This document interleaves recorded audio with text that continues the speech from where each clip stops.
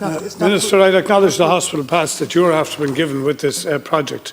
And I would advise you that I wrote to your department asking when in the last 10 years a project that was 100% going to be funded by the private sector before your department put in a cent of funding was last done. And there was nothing like it done, never done actually, in the last 10 years.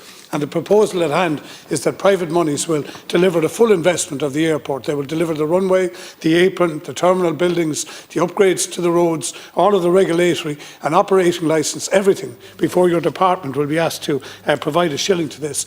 And to be honest, I find it amusing when you're talking about your department's assessment, the department which has spent 350 million in terms of Metro North, a waste of money.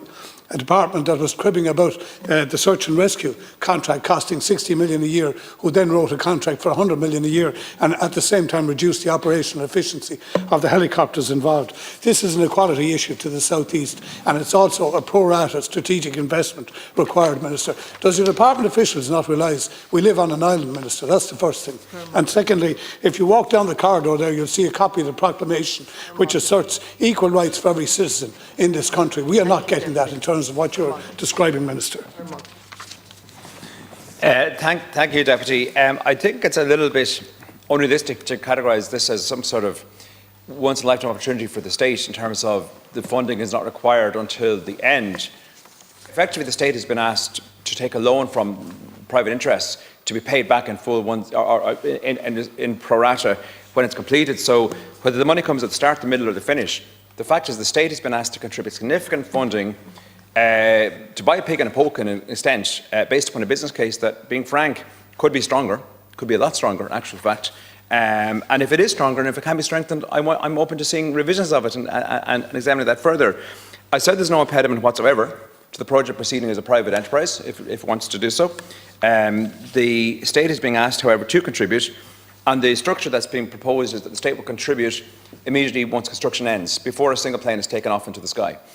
The business case is also predicated upon, on its first year of operation, exceeding the figures for its best ever year of operation in the past. In year one of the new environment, it's going to beat the best ever year of the previous environment. The reality is that figures declined from, I think, 2008 right into 2016 when the airport ceased scheduled activities. One could point to the M9 motorway and say, is that part of the factor that declined? So the region is well served in other ways. I'm open to the idea, but it needs to have a better. The proposal must be strengthened. Well, sorry, Minister, I can't share your opinion, to be honest with you, that the private sector, who are putting probably 24 million into this project, don't know what they're doing, but the department does. I'd remind you that in 2007, your Fianna Fáil government gave a commitment to do the runway extension of Waterford at a cost of 25 million of that. And just like 24/7, just like our university, just like N24, N25, all these political promises have turned to ash, Minister. I'm going to direct the next comment to your colleague beside you, the Minister, the Senior Minister of the Department. Minister, it's my contention that the only thing that's blocking this project is actually your evangelical ideas around aircraft emissions. And I'm asking you, you have cabinets and colleague and you have collective cabinet responsibility. Minister, you might address this question to me, please. Will you bring a memo to cabinet on the funding of Waterford Airport and let your cabinet colleagues look at this and make a group decision around this and not keep this project entire unto yourself, because personally you don't want to do it and you would prefer to walk out of this Parliament being the man that never increased any aviation emissions in this country, despite all of the new power sources that are going to come to reduce those in coming years. Yes, thank you, Deputy. Just to pick up on your comments about Metro spend, the Deputy won't have forgotten the global financial crisis. There was a lot of money spent on various projects leading into 2011, where the state was in a different position then. I was somebody who was cheering on that big dig at the time. I would have loved to see a metro and interconnectability in the city in a circle line and all the things that were supposed to happen. Sorry, Minister, we're talking about Waterford Airport here, not the blooming Metro. You raised the metro. You decided to I raised the dysfunctional funding in your department that's now saying it's going to have oversight of this project when this project is being entirely funded by the private sector. He can talk down his time if he wishes, last Concordia. I'll talk in the time available to me. That's I'm addressing my remarks to you, last Concordia. Yes. So I'll continue. There's also nothing stopping the airport serving propeller planes tomorrow. There is no impediment whatsoever. What the airport are seeking is state support to start a new business model which will involve a longer runway with larger planes, with no commitment that I have seen that any airline is actually ready to take it up.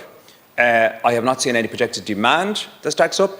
I've seen, I don't want to go into too much detail on what's in the business case because it's not appropriate to do so, but I would say that I would like to see a stronger prediction of demand in the area. And considering that I have been endeavouring over the summer months with great effort and energy to support the regional airports and to drive demand into Shannon and into Cork and into Knock and into Farnford and other regional airports, with limited success, I have to say, to be honest. I've asked that a memo be brought to Cabinet. What you're saying is no, it won't. That's what you're saying. Lass, I can't take a heckler.